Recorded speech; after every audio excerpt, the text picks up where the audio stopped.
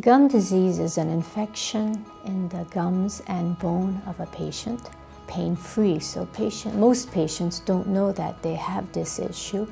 It starts with gingivitis, which would be inflamed gums, some possible bleeding. But underneath all that is bone that is getting destroyed.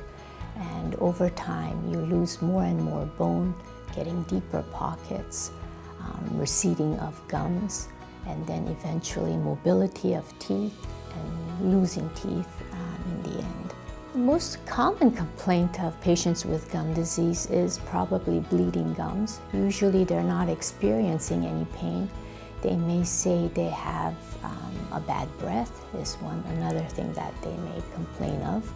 But other than that, they're usually unaware that they have an issue. Gum disease is linked to the rest of our body, and bacteria that's causing the gum disease is creating a lot of other issues such as heart attacks, strokes, lung cancer, diabetes.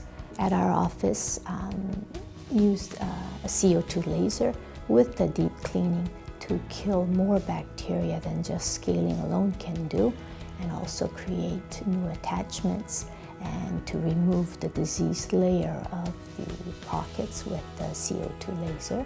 The maintenance needs to be done every 3 months before the bacteria recolonizes.